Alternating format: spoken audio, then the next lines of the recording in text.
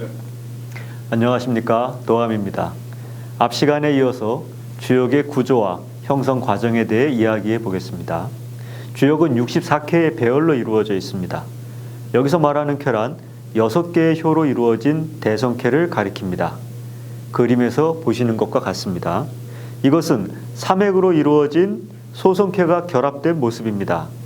이 64가지의 쾌가 어떻게 배열되어 있는가에 따라서 역의 구조도 달라지게 됩니다. 원래 역에는 3가지가 있었다고 합니다. 하나라의 연산역, 은나라의 귀장역, 주나라의 주역이 그것입니다.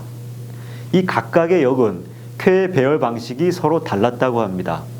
연산역은 간쾌를 첫 번째로 삼고 귀장역은 곤쾌를 머리로 하고 주역은 건쾌로 시작합니다. 이처럼 쾌의 배열이 달랐다는 것은 그 구조와 성질이 서로 다른 체계의 역이었다는 것을 말하는 것입니다. 그 중에서 앞에 두 역인 연산역과 귀장역은 전해지지 않고 현재는 주역만이 역의 체계를 보여주는 유일한 역이라고 하겠습니다. 바로 이 주역의 64쾌를 배열하는 방식에 대해서 이야기해 보겠습니다. 배열에 관한 가능한 경우의 수는 대단히 많을 수 있겠지만 전통적으로 내려오는 대표적인 배열의 방식은 3가지가 있습니다. 첫 번째는 64쾌 방도입니다. 이것은 대성쾌인 64쾌를 소성쾌인 8쾌로 나누어 각각 아래 위에 해당하는 세로줄과 가로줄에 배치하고 이 나누어진 소성쾌들을 다시 조합하여 64쾌를 만드는 방식입니다. 그림과 같습니다. 그림에서 볼 수 있듯이 가로 세로 각각 8칸에 세로줄의 8쾌는 아래에 배치되고 가로줄의 8쾌는 위에 배치되어 각각의 64쾌를 얻게 되는 방식입니다. 이것이 주역 64쾌의 첫 번째 구조인 방도가 되겠습니다. 두 번째는 원도입니다. 원도는 원의 둘레에 64쾌를 배열하는 방식으로 64쾌의 구조를 나타낸 것입니다. 원도의 64쾌 배열 방법은 방도에 근거하여 만들어집니다. 방도에서 각각의 가로줄을 이어서 하나의 연속된 배열을 만들고 이것을 원의 둘레에 배치하는 것입니다. 이때 첫 번째 가로줄부터 네 번째 가로줄까지를 한 줄로 이어서 원의 좌반구에 왼쪽 방향으로 배치하고 나머지 5번째 가로줄부터 8번째 가로줄까지를 이어서 만든 배열을 원의 우반구에 오른쪽 방향으로 이어 붙인 것이 64쾌 원도입니다. 그림에서 알 수 있듯이 방도가 먼저 만들어지면 방도를 다시 원도로 바꾸어서 64쾌 방원도를 만들 수 있는 것입니다. 이렇게 만들어진 64쾌 방도와 원도는 64쾌로 이루어진 역의 세계를 한눈에 들여다볼 수 있는 조감도와 같은 역할을 합니다. 이것을 통해서 역의 구조를 우리가 한 번에 파악할 수 있고 성질과 변화의 법칙성을 파악할 수 있는 좋은 자료가 되는 것입니다. 그리고 이 자체가 역의 일부분이기도 합니다. 마지막으로 세 번째는 현행 주역서에 실린 편제 그대로인 64개의 서차, 즉 순서입니다. 이것은 주역서 상경에 처음에 등장하는 건건쾌로부터 상경 마지막에 감리쾌에 이르기까지 15상 30쾌로 이루어진 부분과 하경의 첫 번째 함항쾌로부터 마지막 기제 미제쾌에 이르는 17상 34쾌로 이루어진 64쾌의 선형적 배열을 말합니다. 일반적으로 현행 주역의 체계를 잡은 사람을 주나라의 시조인 문왕으로 비정하기 때문에 이와 같은 배열도를 문왕배열도 혹은 줄여서 그냥 배열도라고 부르도록 하겠습니다. 문왕배열도의 특징은 그것이 단순히 선형적인 것이 아니라 각각 2개의 쾌가 서로 쌍으로 한 짝을 이루어서 다음 짝으로 이어지는 형태를 갖는다는 것입니다. 이것을 우리는 쌍대칭쾌 구조라고 부르도록 하겠습니다. 전체 배열은 1차원적인 선형적 구조를 갖지만 각 쾌의 쌍은 서로 간의 3차원 대칭 구조임을 알 수 있는데 이것은 나중에 다시 한번 다루도록 하겠습니다. 물론 이와 같은 3가지 구조인 방도, 원, 배열도는 무작정 임의로 그려진 것은 아닙니다. 마치 누구든지 방도를 만든 뒤에 그 빈칸에 원하는 방식으로 8쾌를 배열해서 64쾌를 만들거나 원의 둘레에 자기만의 방식으로 규칙을 만들어서 64K를 배치해도 무방하지 않겠나라고 생각할 수도 있지만 실제로 여러분이 그와 같은 작업을 해보시면 그러한 임의의 방식에 의해서 만들어진 64K로부터 역의 성질과 운동에 관한 유의미한 정보나 규칙을 도출해낼 가능성은 별로 없습니다. 저도 오래전에 그런 작업들을 해보았는데요. 그다지 역의 이해에 큰 도움은 되지 않았습니다.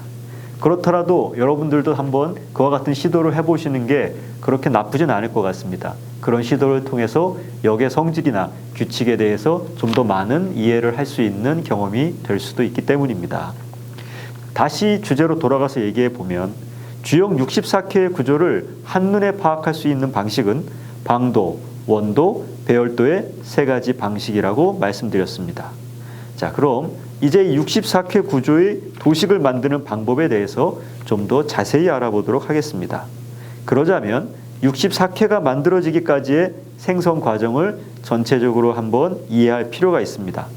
최초의 시작점에서 64K의 형성까지 어떤 생성의 과정을 거치는지 이해하는 것이 64K의 구조를 파악하는 데 중요한 정보를 제공해 주기 때문입니다. 자, 그러면 이 64K 구조의 생성 과정에 대해서 한번 이야기해 보겠습니다. 다양한 기호와 숫자를 이용해서 역의 원리를 이해하고자 하는 역의 학파를 상수학파라고 부릅니다. 이 상수학파를 집대성한 사람이 바로 북송 시기의 소옹이라고 하는 소강절 선생입니다. 소강절의 역학은 남송의 주의얘기까지도 아주 큰 영향을 미쳐서 주자학, 즉 성리학의 형성에도 많은 역할을 했다고 하는데요. 어쨌거나 이 역학사에서 결코 빠뜨릴 수 없는 인물이 바로 소강절입니다. 앞서 말씀드린 64K 원방도 역시 소강절의 작도로 알려져 있고요. 오늘 지금 다룰 64K 생송도 역시 소옹의 작도라고 알려져 있습니다. 물론 다른 일설에 의하면 원방도와 생송도 그리고 이후에 다룰 태극도를 포함해서 이 모든 것이 당나라 시대의 유명한 도사인 진희에게서부터 이 두 사람에게로 전해져 내려왔다라는 유력한 설도 있지만 어쨌든 세상에 널리 알리고 그것을 통해서 역학의 새로운 기원을 연 것은 소강절이라고 해도 아주 무방하겠습니다. 그럼 먼저 소옹의 복희 64개 차서도를 살펴보도록 하겠습니다. 이것이 바로 복희 64개 차서도라고 불리는 그림입니다. 맨 아래 칸부터 한 칸씩 상승하면서 음양이 연속적으로 분화되어 새로운 궤상을 만들어내는 과정을 보여주고 있습니다. 다시 말하면 매 발생 단계마다 2배씩 증가하며 분화해가는 과정을 거치고 있다고 하겠습니다. 이것은 두 번째 칸부터 정확히 2의 n승, n이 곧 자연수인 2의 n승으로 분화하는 상태를 보여줍니다. 즉 이것은 매 단계마다 이진수의 배열로 이루어져 있다는 것을 알 수 있습니다. 여기에서 둘째 칸부터 넷째 칸까지의 세 칸은 변화의 기본 형태를 보여주는 것으로 변화의 3단계라고 부를 수 있습니다. 이것을 줄여서 3변이라고 하겠습니다. 자, 이와 같은 동일한 유형의 패턴을 우리는 노자의 도덕경에서도 찾아볼 수 있는데요. 노자 도덕경 제42장에 나와 있는 바로 그 유명한 구절 도생일, 일생이, 이생삼, 삼생 만물이라는 구절을 인용해 볼 수 있겠습니다. 이 구절을 이 앞에 차소도에 붙여서 같이 한번 살펴보면 바로 이와 같은 모습을 볼 수 있습니다. 차소도의 태극과 노자의 도를 동일한 유형이라고 보면 음양 분화의 단계의 순서 그 자체를 노자의 도덕경에서는 1, 2, 3이라는 자연수 서수의 개념으로 명명했음을 알 수 있습니다. 이 수가 3에서 그치고 3에서 만물이 생성되었다고 하는 것은 변화의 기본 과정이 3단계라고 말하고 있다고 우리는 추측해 볼 수 있겠습니다. 차소도의 변화 단계에서 2의 n승은 변화의 상태가 되고 밑수 2는 음양운동, 지수 n은 변화의 상태가 변화의 단계가 됨을 알 수 있습니다. 만일 역의 변화 원리가 노자의 그것과 동일한 유형이라면 변화의 기본 과정인 3단계 변화, 즉 3변은 8쾌에서 그치고 그 다음 단계에서는 만물이 생성된다고 하겠습니다. 여기에서 만물이 생성된다고 하는 것은 현상계의 모든 사건과 사물들이 물화되어 나타난다는 뜻으로 이해할 수 있습니다. 즉, 우리가 경험할 수 있는 세계의 상태를 담아내는 상의 출현이 곧 생만물의 역학적 의미이다 라고 말할 수 있겠습니다. 다시 말해서 경험되어지는 세계 내의 사건과 사물들에 대응하는 기호들의 체계가 바로 64쾌이다 혹은 64쾌의 성질이다 라는 것을 우리는 알 수 있는 것입니다. 그렇다면 아직 만물을 낳기 이전의 상태이면서 변화의 마지막 3단계에 해당하는 상태가 바로 8쾌인 것입니다. 여기에서 우리는 8쾌가 구체적인 사건과 사물에 대응하는 상으로서의 기호체계가 아니라는 사실을 알 수 있습니다. 8쾌란 경험계를 구조화하는 논리적 규칙이자 선험적인 범주가 되는 것입니다. 다시 말해서 구체적인 사물에 대응해서 8쾌가 생성된 것이 아니라 구체적인 사물들이 활동하는 경험세계라는 무대를 구성하는 원리로서 8쾌가 존재하고 또한 그러한 범주로서 세계 내의 사건들을 담는 장소와도 같은 역할을 8쾌는 하고 있다는 것을 알 수 있습니다. 다시 한번 차서도로 돌아가 보면 본체에 해당하는 태극으로부터 한 단계씩 상승하면서 저마다 하나의 차원을 만들어내고 있기 때문에 음양 양의는 1차원, 사상은 2차원, 8개는 3차원의 구조를 형성하고 있다는 것을 알 수 있습니다. 기하학적으로 유형화해 본다면 음양은 1차원 선, 사상은 2차원 면, 8쾌는 3차원 입체라고도 할 수 있겠습니다. 이와 같은 그림에서 알 수 있듯이 우리가 경험하는 세계의 선험적 범주로서의 공간적 구성에 8쾌가 작용하고 있다고 하겠습니다. 즉, 8쾌 자체는 3차원 공간으로서 전체와 부분을 모두 포함하고 있는 것을 알 수 있습니다. 이때 우리가 얘기하는 공간이라는 것은 우리가 흔히 생각하는 일상 속에서의 공간하고는 좀 다른 개념입니다. 이것은 인식 세계 내의 공간 또는 세계상을 재현하는 마음의 다차원 공간을 이루는 것입니다. 자, 그렇지만 이에 대한 자세한 논의는 다음 기회로 미루도록 하겠습니다. 자, 이제 우리는 다시 방도로 돌아가서 64쾌가 만들어지는 과정을 살펴보도록 하겠습니다. 64쾌는 가로, 세로의 각 8칸의 방도로 이루어져 있습니다.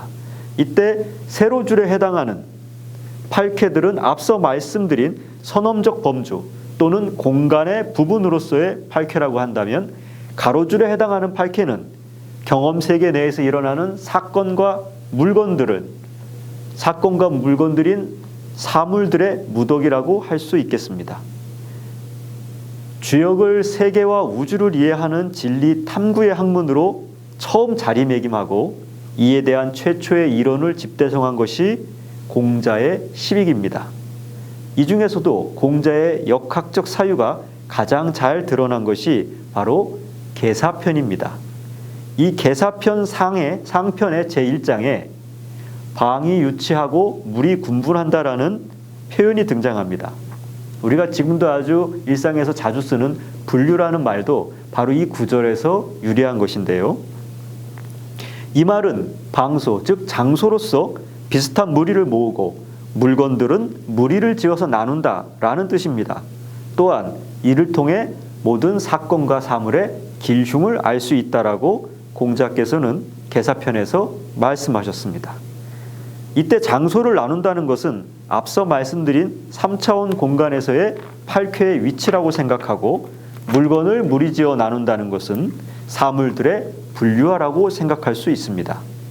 자, 이것은 사물들을 분류해서 일정한 3차원 공간상에 배치한다는 뜻입니다. 이렇게 특정한 공간상에 사건과 상황을 배치함으로써 바로 이 사건과 상황이 길흉의 성질을 띠게 된다라는 것입니다. 이건 매우 흥미로운 해석입니다. 64쾌 방도를 통해서 이런 해석이 어떻게 가능한지 좀 더 살펴보도록 하겠습니다.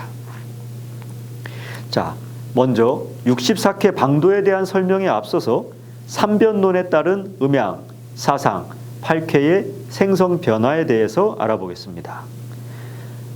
자, 앞서 설명한 것처럼 음양은 본체인 태극이 변화 운동을 시작한 첫 번째 단계입니다. 이 변화 운동에 의해서 차원이 생성되는 것입니다. 1차원이란 선으로 이루어진 차원으로 1차원 내에서의 운동과 변화는 한 방향 또는 양방향을 향하는 선형적 운동입니다. 그런데 이 운동은 반드시 직선상의 운동일 필요는 없습니다.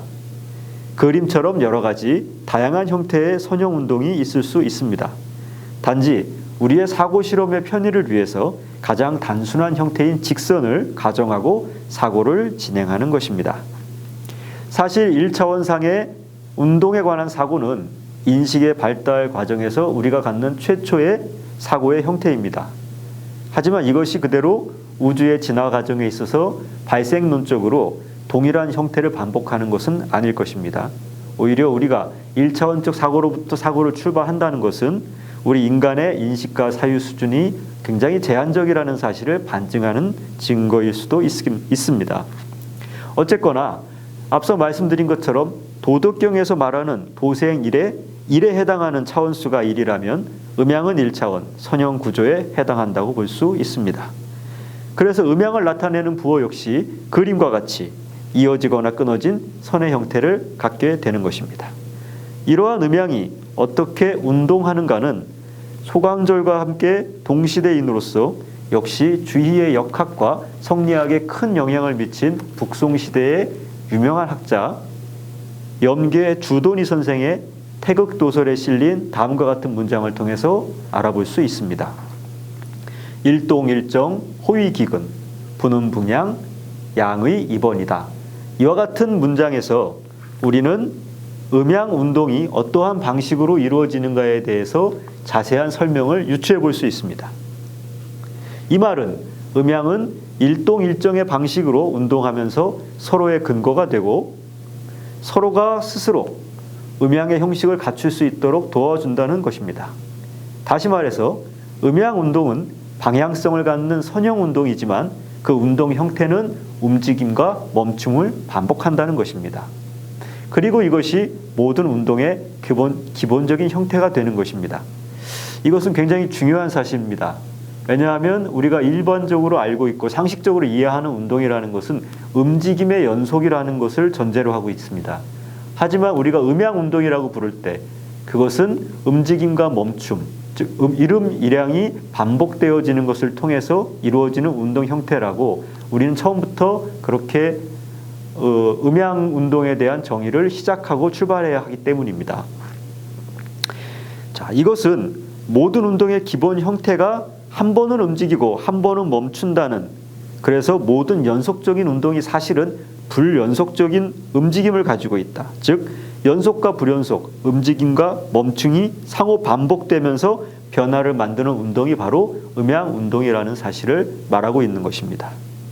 이런 음양 운동의 불연속적 연속이라는 자기 모순, 다시 말해서 멈춘 것이 움직이는 것이고 움직이는 것이 멈춘 것이다라는 역설에 의해서 다음 단계의 변화 운동이 발생하게 되는데 이것이 바로 사상입니다. 사상이란 음양 운동에 서로 교차하는 양 방향성을 갖는 2차원 공간을 구성하는 것을 말합니다. 그림과 같은 형태를 갖는 것인데요. 이런 형태를 갖게 되면 당연히 사분면을 만들게 되고 사분면이 각각의 상을 갖게 되어 사상이 형성된다고 이해할 수 있겠습니다. 다음으로 세 번째 변화의 단계에서는 마침내 팔괘가 형성됩니다.